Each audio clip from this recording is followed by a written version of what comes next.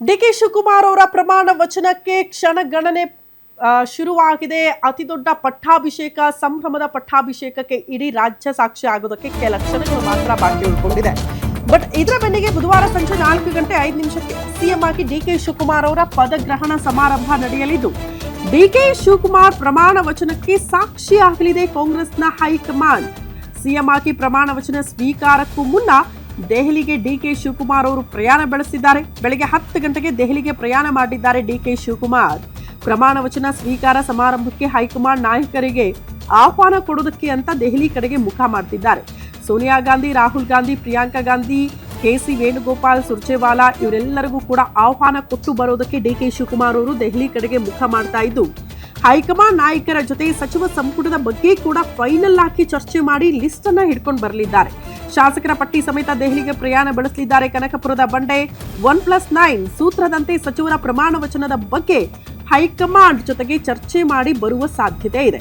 Siddaramaiah ಸಮ್ಮುಖದಲ್ಲೇ final ಆಗುತ್ತೆ ಸಚಿವ ಸಂಪುಟ ಸದಸ್ಯರ ಪಟ್ಟಿ. ಕಾರಣ ಸಿದ್ದರಾಮಯ್ಯನವರು ಕೂಡ ಕೆಲವರಿಗೆ ಸಚಿವ ಸ್ಥಾನ ಬೇಕು ಅಂತ ಡಿಮ್ಯಾಂಡ್ ಇಟ್ಟಿದ್ದಾರೆ.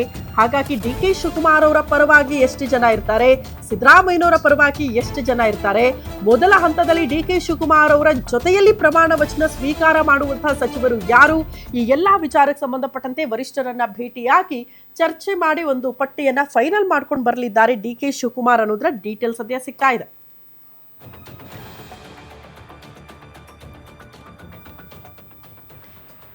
ಡಿಕೆ ಶಿವಕುಮಾರ್ ಅವರ ಪಟ್ಟಾಭಿಷೇಕಕ್ಕೆ ಕ್ಷಣಗಣನೆ ಪ್ರಾರಂಭ ಆಗಿದೆ.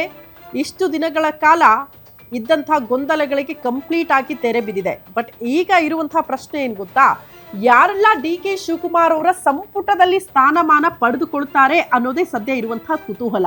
ಇದರ ಜೊತೆಗೆ 4 DCM ಹುದ್ದೆ ಅಂತ ಹೇಳಲಾಗ್ತಾ ಇತ್ತು. ಬಟ್ ಅದು ಕೂಡ ಡೌಟ್ ಅಂತ ಹೇಳಲಾಗ್ತಾ ಇದೆ. ಎಷ್ಟು DCM ಹುದ್ದೆಗೆ ಓಕೆ ಅನ್ನಲಾಗಿದೆ ಹೈಕಮಾಂಡ್ ಕಡೆಯಿಂದ, ಸಿದ್ದರಾಮಯ್ಯನವರು ಇಟ್ಟಿರುವಂತಹ ಡಿಮ್ಯಾಂಡ್ಗಳೆಲ್ಲವೂ ಕೂಡ ಪೂರೈಸಲಾಗ್ತಾ ಇದೆಯಾ, ಈ ಸಂದರ್ಭದಲ್ಲಿ ಕೆಪಿಸಿಸಿ ಅಧ್ಯಕ್ಷರು ಯಾರಾಗ್ತಾರೆ, ಸಂಪುಟದ ಸಹೋದ್ಯೋಗಿಗಳು ಯಾರಾಗ್ತಾರೆ, ಇದೆಲ್ಲವೂ ಕೂಡ ಸದ್ಯಕ್ಕಿರುವಂತಹ ಕುತೂಹಲ.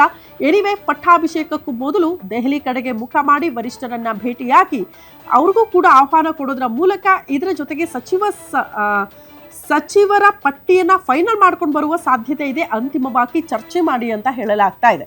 ಮೊದಲ ಹಂತದಲ್ಲಿ ಈ ಬುಧವಾರ ಏನು ಪಟ್ಟಾಭಿಷೇಕ ಆಗುತ್ತೆ, ಡಿಕೆ ಶಿವಕುಮಾರ್ ಅವರ ಜೊತೆಯಲ್ಲಿ ಎಷ್ಟು ಜನ ಶಾಸಕರು ಸಚಿವರಾಗಿ ಪ್ರಮಾಣ ವಚನ ಸ್ವೀಕಾರ ಮಾಡ್ತಾರೆ ಅನ್ನೋದೇ ಸದ್ಯ ಇರುವ ಕುತೂಹಲ.